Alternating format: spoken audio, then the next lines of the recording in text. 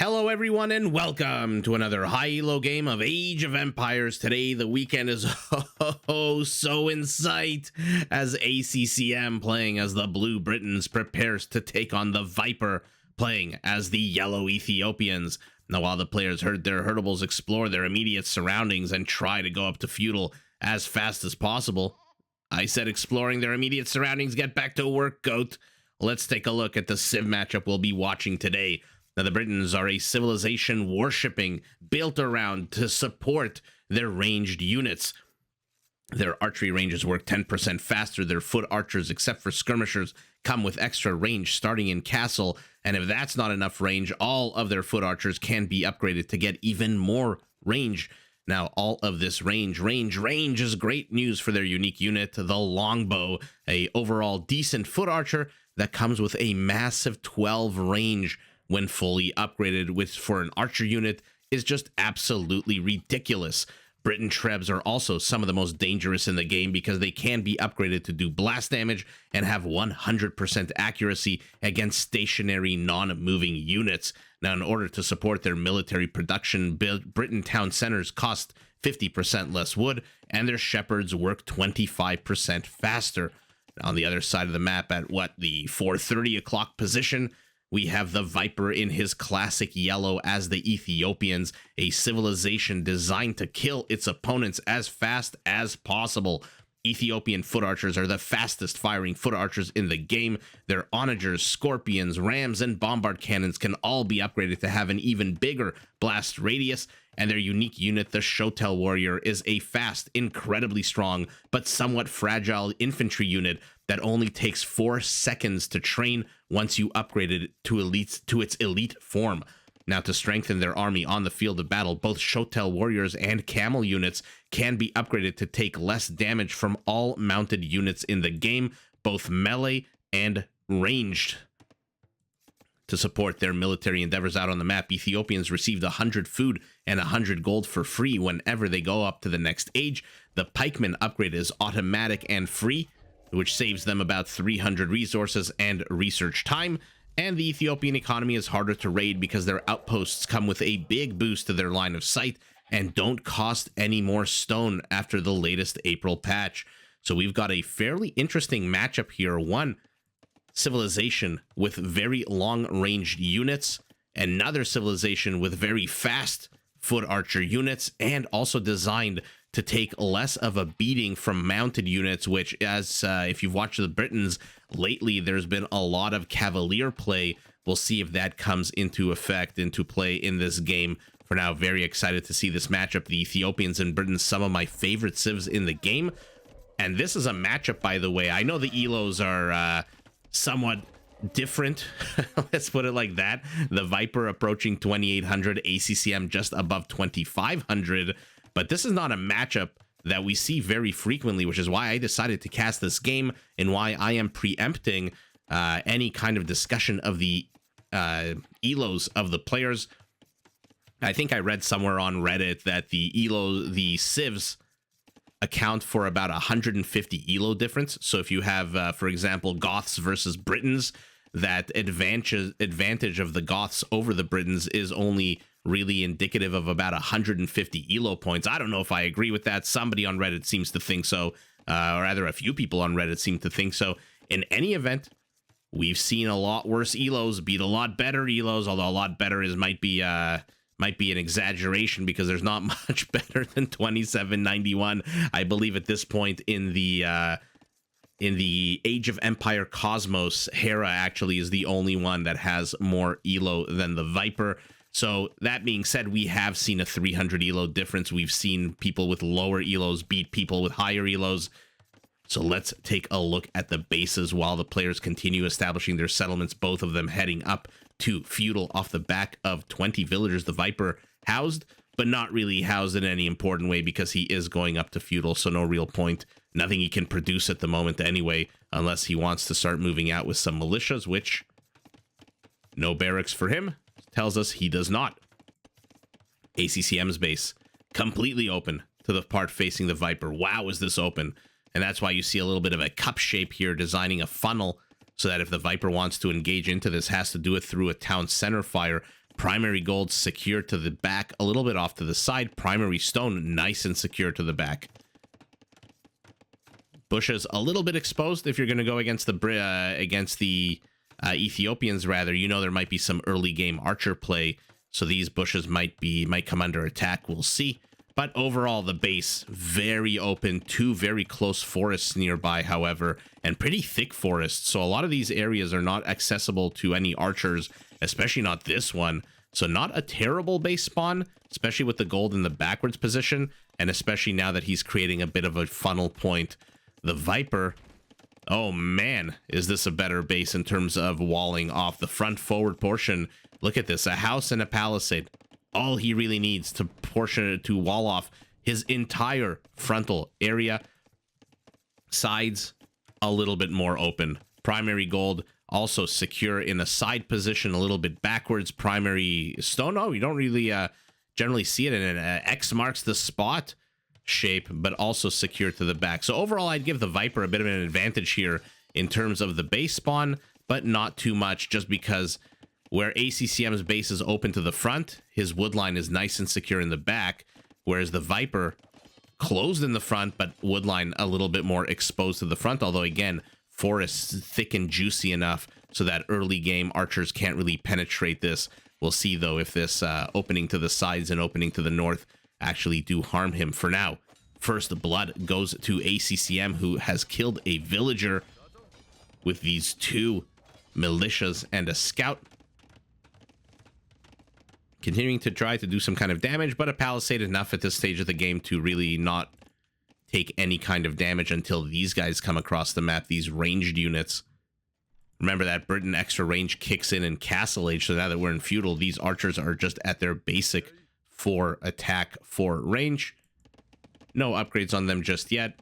Villager supply, our Britain is ahead by 1 villager, not the end of the world for the Viper, whose base is now the one being poked and prodded at. He's getting skirmishers out. He knows that the archers are coming. Oh, will he get a kill? Will he get a kill? Trying to block this villager. Trying to block her from getting home.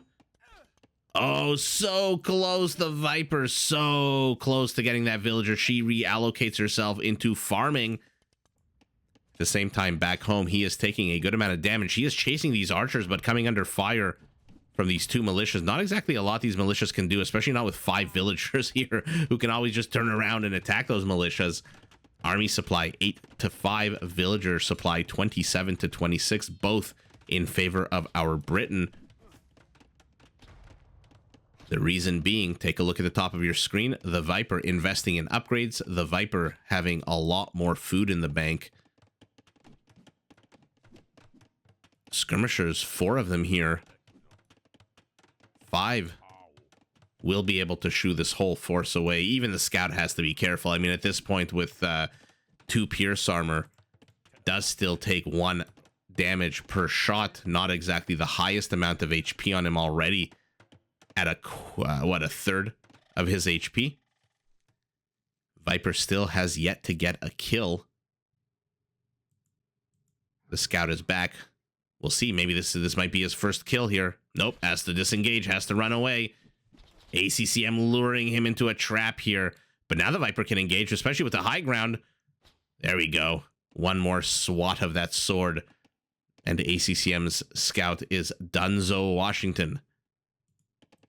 Outposts here. Remember, these guys cost no stone, which is an absolute epic change to the Ethiopians. I was thinking about using the word upgrade, which I guess also applies.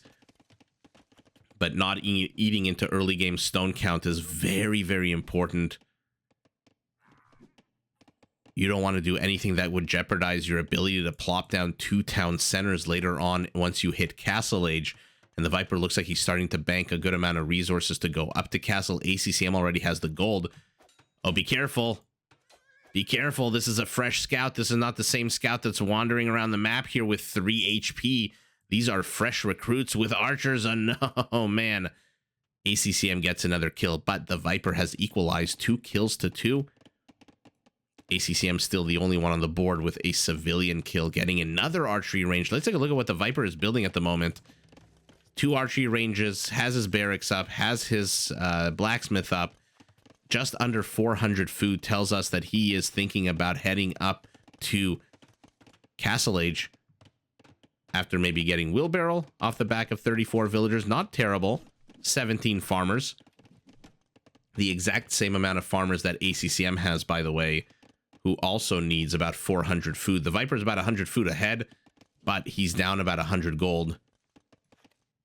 That Ethiopian bonus. I've actually seen a game recently, pretty high elo, I think in the around 1900s range, where the Ethiopians skipped Loom so that he could go up to Castle as soon as possible, walled himself off. I mean, he spawned, I think it was Black Forest, and he spawned in a map with one tiny choke point, immediately walled it off, and then didn't have to research Loom immediately. So he started the game with 100 gold. The second he hit Feudal, he got another 100 gold. And so the second he hit Feudal, he had 200 gold in the bank and didn't need to put any villagers on gold at all. I don't know that that necessarily would work out well here in this game. I don't mean this specific game. I mean just generally high elo Arabia matches with players like the Viper, ACCM, Hera, Yo, Doubt, and a million other ones that are just amazing players and amazing APMs on them, super high, able to micro intensely, which means they can poke and prod at their opponents, attack from multiple angles. Oh, Michael Jackson scout. Moonwalking across that hot sand. Man, this game is fun sometimes. I shouldn't say sometimes, it's almost always fun. More and more armies just kind of roaming around the map. Our Ethiopian using the lack of stone cost to plop down a few of these outposts. Let's take a look at the Viper's vision. Not bad at all.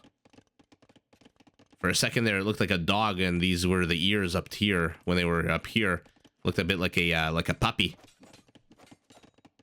ACCM, more constrained into his base.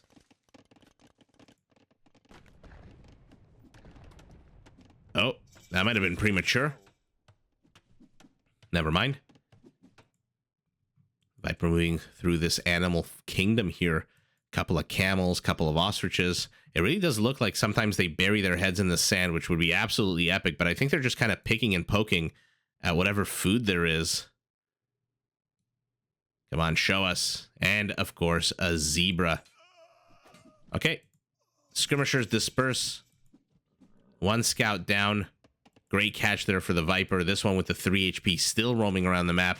But here come those quick firing Ethiopian foot archers. The ACCM, though, not one to be caught out of sorts very quickly. Immediately plops down a town center. This will zone out these crossbows very quickly. And you know what else will zone them out? 17 Briton crossbows with +1 range now that he's in castle. Take a look. 8 range to the 7 of the Viper.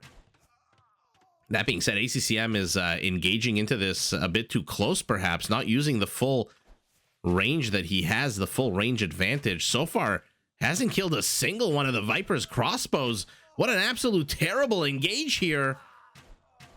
Oh, finally does manage to kill one. Holy, did that take a long time.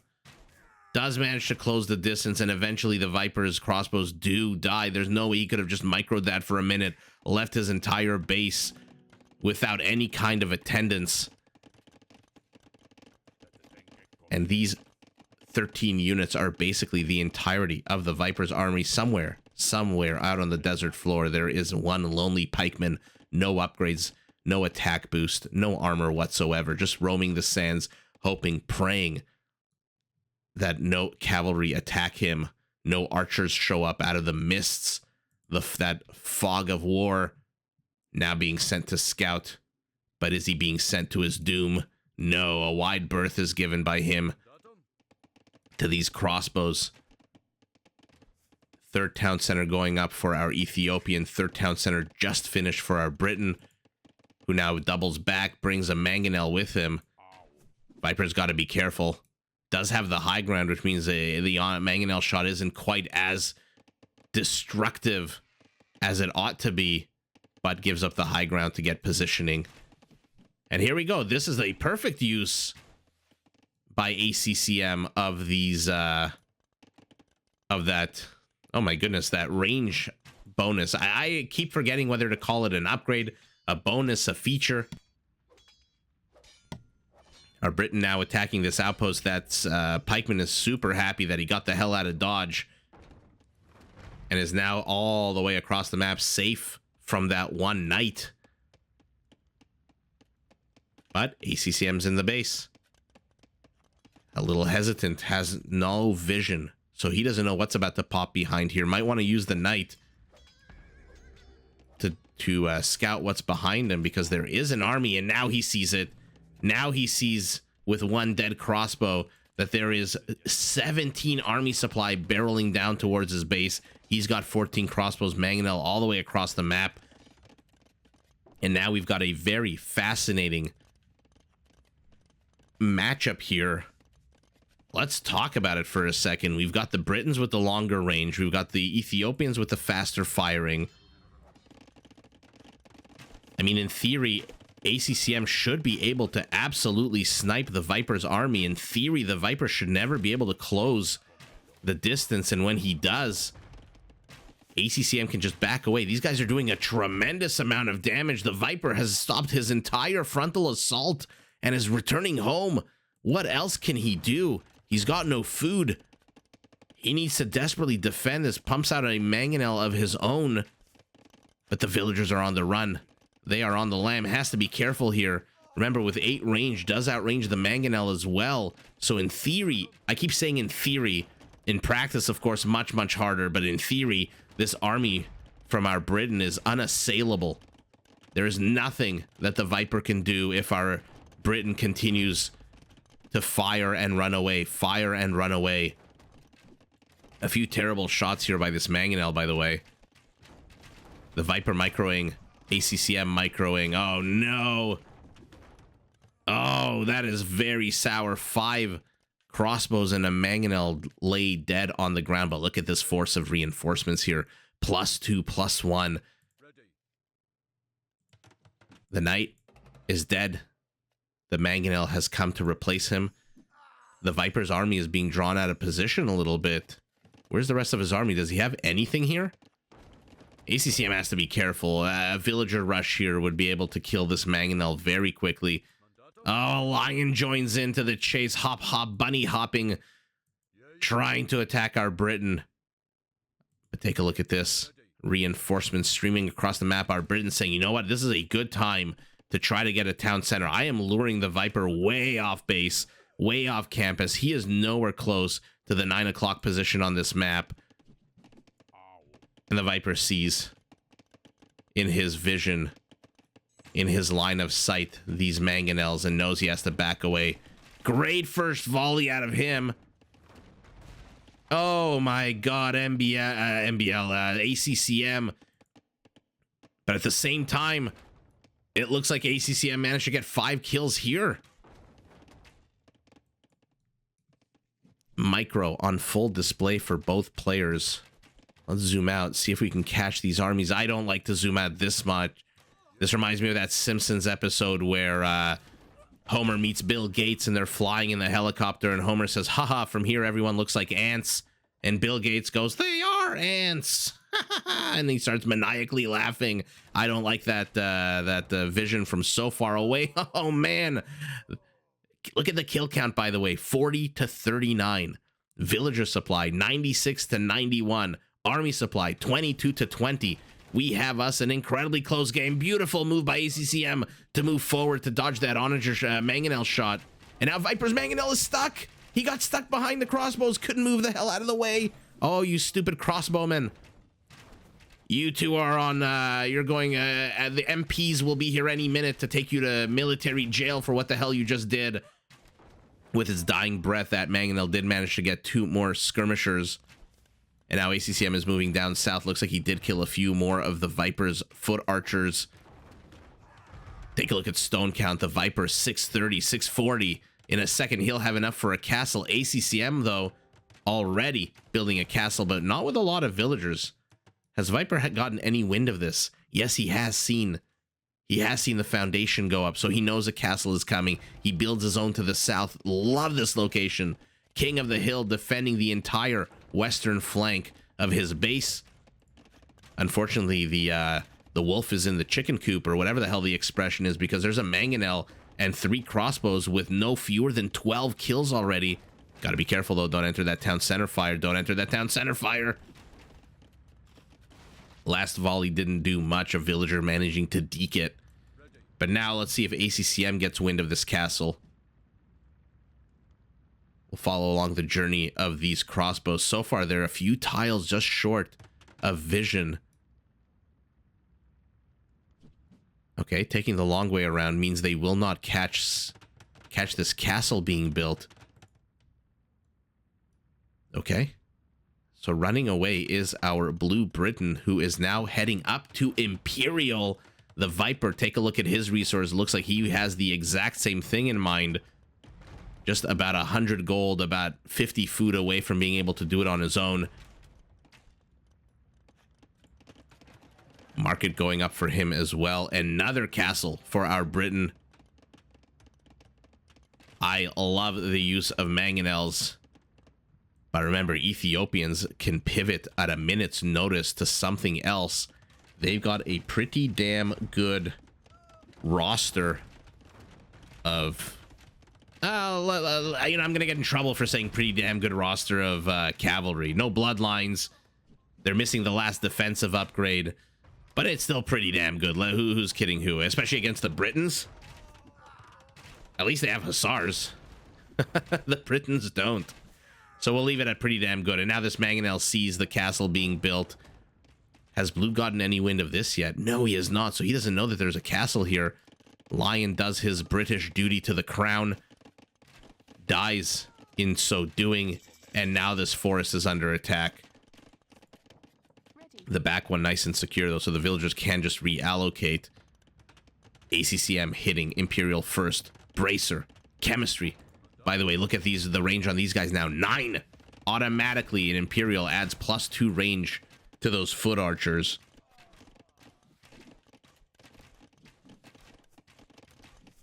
Yikes. Skirmishers attacking gold miners to the south. Crossbows attacking lumberjacks to the north.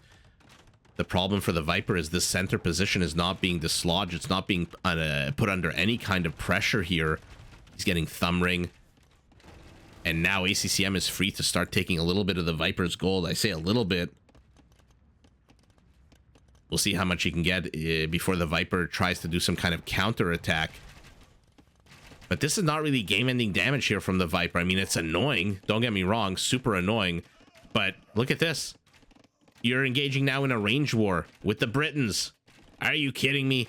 Your 7 range to their 9 means that these crossbows from the Viper, unless he moves them away, are dead meat. And even with the high ground, they succumb to the bolts of those crossbows. More and more skirmishers coming out of our Ethiopian. But look at this. How many kills? 15 kills on these guys. 9 range is just ridiculous. Sorry, 10 now. Sorry, I forgot he got the last attack upgrade. So he is at 10 range. And in 10 seconds, these are going to be arbalests. And they're just going to make the Viper's life a living hell. He's got 25 skirmishers. 13 of them are here. The others are here. Okay, not bad. We'll be able to kill a few, but a few basic Ethiopian skirmishers are not going to dislodge this force from the Viper, especially not when they pop out right there. Okay, finally does discover, does ACCM, that there is a castle here. Discovers it in the worst way you possibly can by having a bunch of units take a bunch of arrow fire to the face. And look at this, the Viper, 10 villagers here lamed. 4 more running away. That's 14 villagers. Now a monk is going to get sniped. 3 more are being pulled off the production tab. 20 idle villagers for our Ethiopian in yellow. And it's not like he has the villager lead. Oh man, ACCM getting aggressive here with the Doubt Castle in the face of his opponent. 2 castles, not much coming out of them at the moment. The Viper has a good amount of gold, but his trash resources are trash. 80 food, 60, or rather 80 wood, 60 food. But has our Briton overstayed his welcome? 9 arbalests are not enough to to take on 9 skirmishers. I mean, they might be, but you're gonna lose all of your units. The Viper now laming this stone pile. ACCM is 100 away from being able to afford another castle, and in he comes with reinforcements. 9 has become 22. The Viper's castle town center is down. ACCM's already got 2 trebs out. Where's the second one? What am I missing? Oh, guys, you know, sometimes I have a hard time. Are they both? They're both here? I'm clicking here, and it's telling me they're both here. Now there's 3 here? How are there 2 trebs right here? Oh, they're right. Look at that. They're one right behind the other. Oh, my God. It's an optical illusion, an optical treb illusion. Bad mistake here by the Viper, moving his skirmishers into town center fire. ACCM luring them with a few arbalests. A bad trade for ACCM on the whole, to be honest. He's got 4 trebs. He's getting husbandry. He's getting scale barding armor. Is he transitioning to some kind of cavalry right now? Not too sure you want to do that against the Ethiopians. Remember, with the royal heirs change, their camels, their Shotel warriors do take 3 less damage from any kind of mounted unit. It doesn't matter if it's range, doesn't matter if it's melee. The Viper going bombard cannons, sticking on 1 trebuchet. Oh, not too sure about this castle location. ACCM is pushing in. This is the moment you want to drop a big, juicy doubt castle somewhere to lame, to cut the Viper's base in half. I'm going to zoom out. Take a look at this. The Viper's base is basically cut in half. He's got his southern empire and he's got his northern empire. And just like the real Roman Empire, once divided, it cannot stand 4 trebs shelling away at this castle. But fully upgraded elite skirmishers for our Ethiopian will be able to absolutely decimate these arbalests. Okay.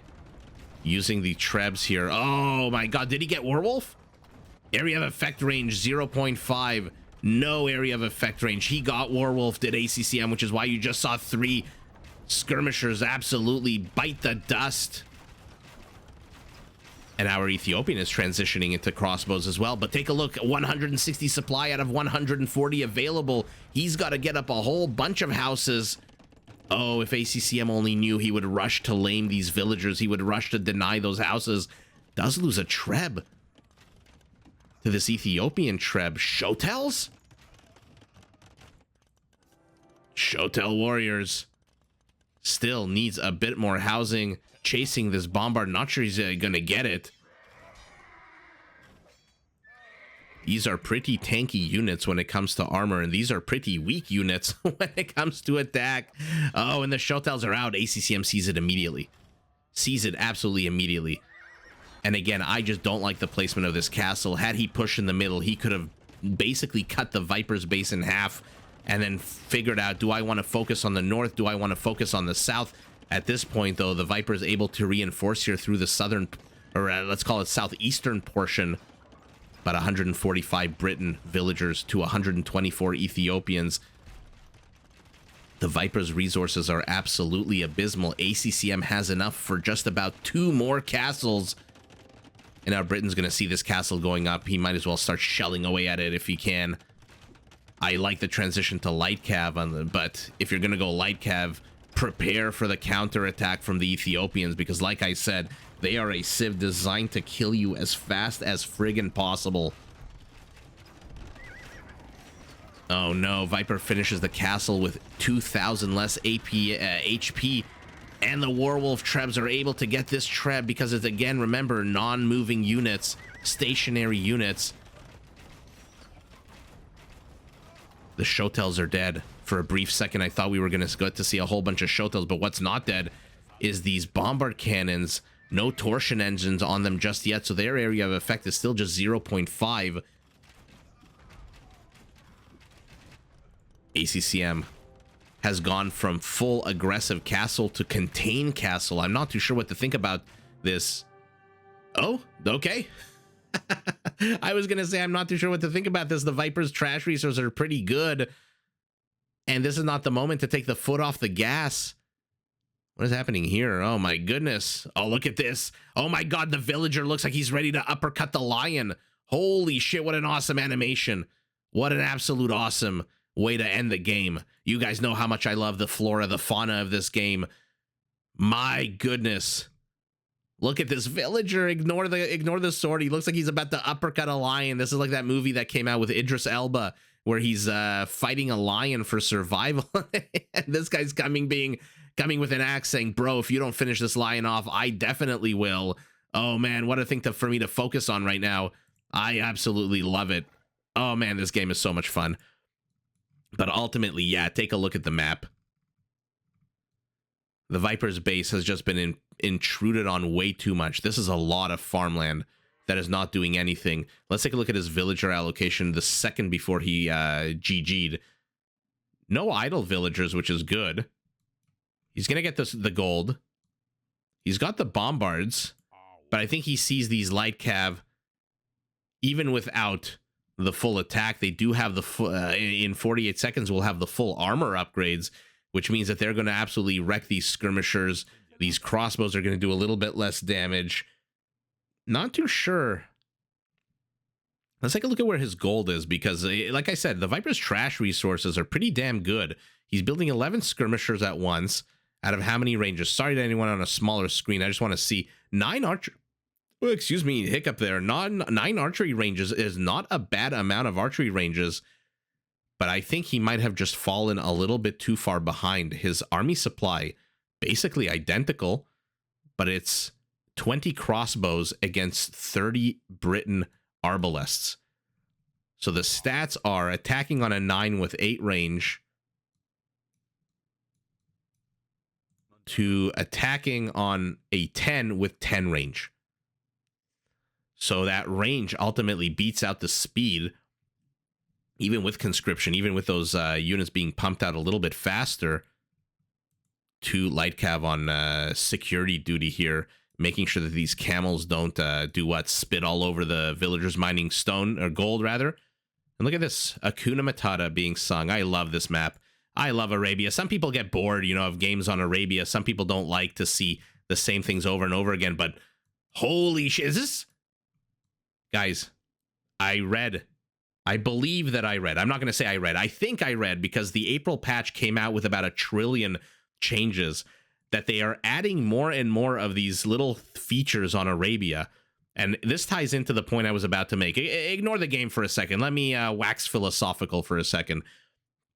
Give me a moment to have a bit of stream of consciousness thoughts expressed to you, the viewer.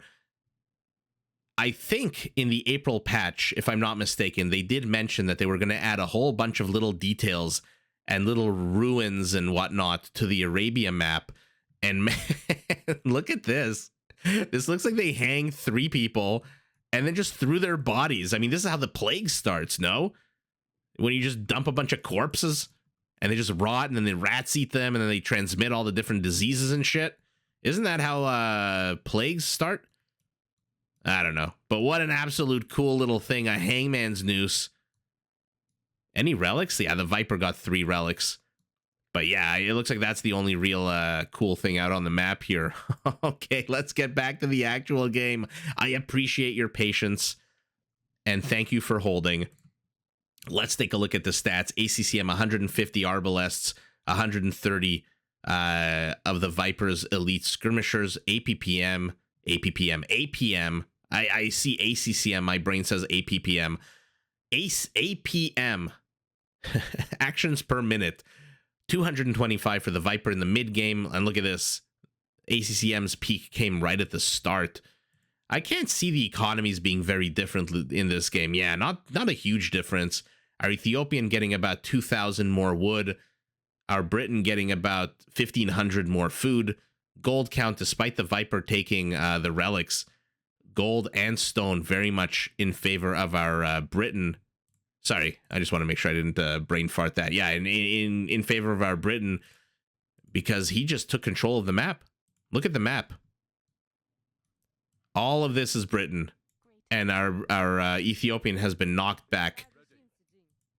Kill count, not that different either. About 15%, 20% different. 52 villagers at the end of the day. Man, that move in here with those crossbows that became arbalests, even though when they're retreated, they all got basically killed by the skirmishers.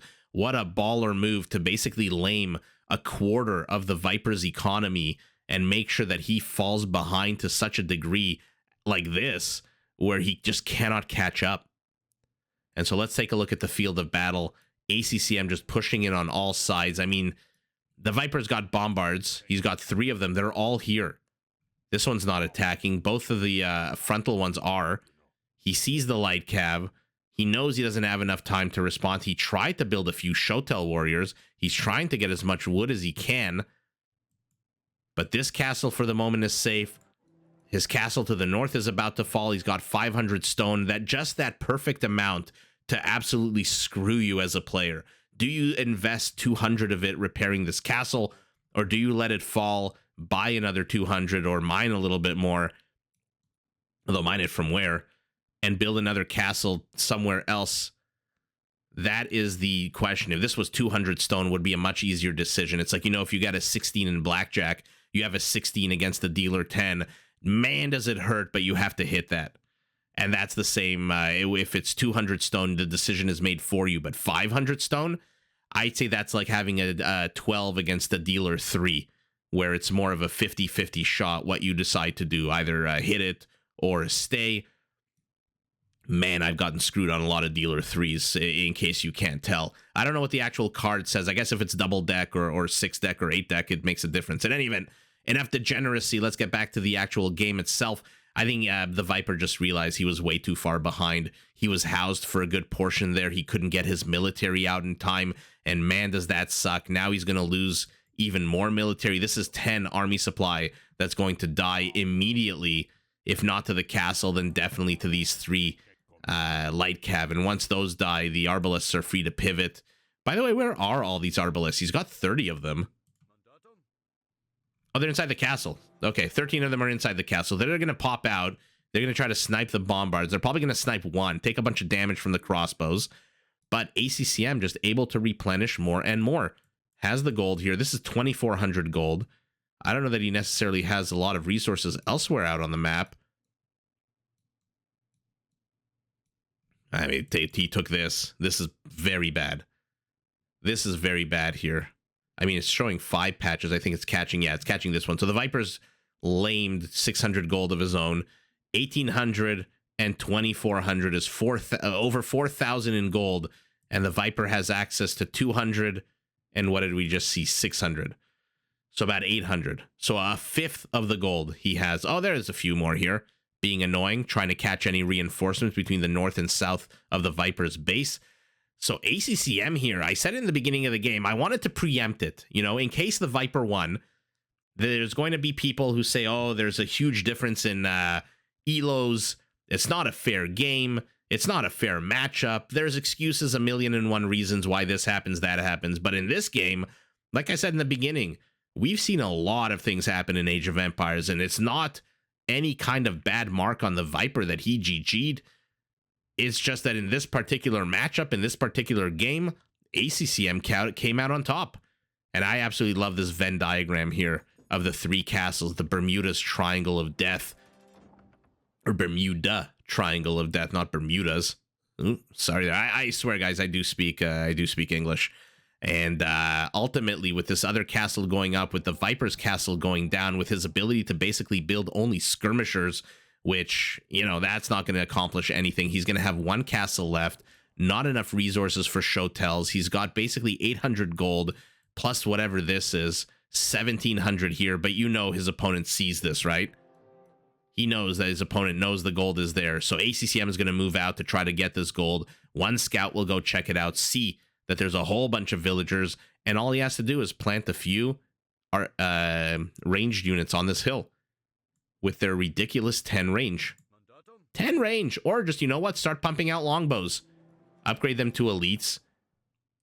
And Bob's your uncle, the Viper, realizing that he's just been poked and prodded too much. His base has been split in half. His northern half is about to fall, which means the death of 20 villagers. And then what is he? He's condensed into this, into literally the corner of the map. Take a piece of paper, fold the corner into a triangle. That's where the Viper is right now. He's stuck in about a 15th of the map. And the more he's stuck, the more ACCM is going to push in. ACCM going up to how many stables? 6 stables, not that many, but enough to consistently produce light cav, which together with the longer range Arbalest have spelled a big W for him. ACCM takes the match. GG to both players in a super fun ranged war between our Britons, our Ethiopians. Man, what a fun matchup. And again, GG to both players. Did you enjoy this video? Check out these other clips and make sure to subscribe and enable notifications so that you're notified of my latest uploads.